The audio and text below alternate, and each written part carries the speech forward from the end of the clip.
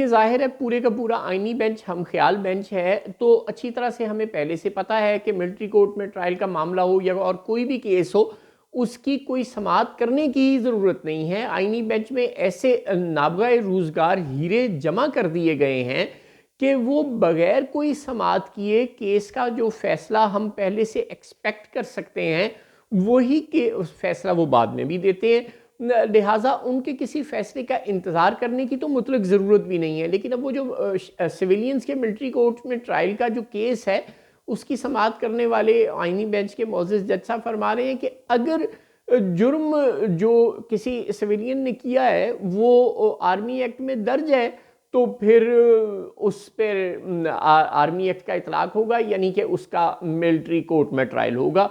और ये भी हम अच्छी तरह जानते हैं कि अगर आर्मी एक्ट में इंदराज नहीं भी हुआ था फ़र्ज़ करें अभी तक, तो वो अभी अभी कर लेंगे कि ये जुर्म भी उसमें शामिल है। और फिर जब उन्होंने ये फ़ैसला कर लिया है कि सड़कों पर लगे हुए गेट या पुतले नज़र आतिश करने या उन पर हमला करने वाले या किसी के घर पर हमला करने वाले जिसके मुतल्लिक अहले कुव्वत परेशान है कि वो फ़ौजी तनसीब थी या वो कायद-ए-आज़म मोहम्मद अली जिन्ना का घर था, कसम खुदा का।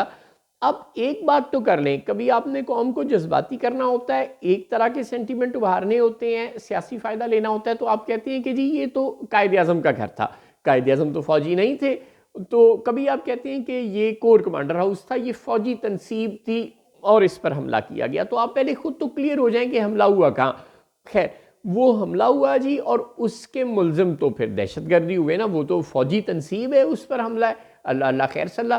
तो अगर आर्मी एक्ट वाली किताब में मोअज़्ज़ज़ जज साहब नहीं भी लिखा हुआ, तो आपके इशारा कराने पर वो लिख देंगे, आप परेशान ना हो। अव्वल तो पहले से ही लिखा हुआ है, क्योंकि हस्बे ज़रूरत ही उसे सिर्फ जना हाउस कहा जाता है ना। अक्सर औकात तो उसको कोर कमांडर हाउस ही कहा जाता है, तो वो कोर कमांडर हाउस है, तो अल्लाह अल्लाह खैर सल्ला, वो फ़ौजी तनसीब है। लिहाजा उस पर हमला आर्मी एक्ट में लिखा होगा कि फ़ौजी तनसीब पर हमला, आप परेशान ना हो। लेकिन फिर भी अगर आपको कोई परेशानी है कि कहीं ऐसा ना हो कि ये फ़ौजी तनसीब ना हो, तो फिर आपने इशारा करा दिया है। अब वो लिख देंगे कि जीएचक्यू के गेट पर हमला हुआ है या वहाँ पर नस्ब किसी चौक में नस्ब किसी पुतले पर हमला हुआ है, तो उसको भी फ़ौजी तनसीब ही समझा जाए। सुभान अल्लाह, ये दुनिया का वाहिद मुल्क है जहाँ कोई पुतले भी फ़ौजी तनसीब होते हैं। लेकिन बहरहाल आपने ध्यान पवा दिया है मोअज़्ज़ज़ जज साहब, अब इस जुर्म को लिख दिया जाएगा। ज़ाहिर है तहरीक इंसाफ़ के लोगों ने या जिन भी लोगों ने बकौल तहरीक इंसाफ़ के वो हमले किए थे 9 मई वाले, वो काबिल मुज़म्मत थे, वो गलत था, उसकी तो मज़म्मत होनी चाहिए, उन मुजरिमों को सज़ा भी मिलनी चाहिए, उनका ट्रायल होना चाहिए, और उन मुजरिमों के सहूलतकारों को और वो जो मास्टर माइंड है उन सबको सज़ा मिलनी चाहिए। लेकिन जनाब, सिविलियन कोर्ट्स में ट्रायल में क्या हर्ज है?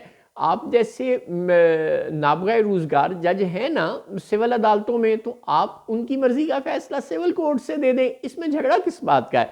मिलिट्री कोर्ट्स में आप जैसे नाबगाए रोज़गार जजों की मौजूदगी में जस्टिस अमीनुद्दीन जैसे, जस्टिस नईम अख्तर अफ़गान जैसे, जस्टिस जमाल मंदूखेल जैसे काबिल और लायक फ़ाइक जजों की मौजूदगी में इन केसेस को मिलिट्री कोर्ट्स में ट्रायल करने की ज़रूरत ही नहीं होनी चाहिए। आप सिविलियन अदालतें आप जैसे जजों से, जस्टिस हुमायूं दिलावर जैसे जजों से भरी पड़ी हैं, तो आप लोग यहीं से फ़ैसले सुनवा दें। लेकिन आपकी भी ज़िद है कि नहीं जी, हमने ट्रायल मिलिट्री कोर्ट से ही करवाना है, तो बस फिर ठीक है। अगर वहाँ पे कानून नहीं भी है, तो कानून रातों रात बन जाएगा, कानून की तो कोई टेंशन ही नहीं है।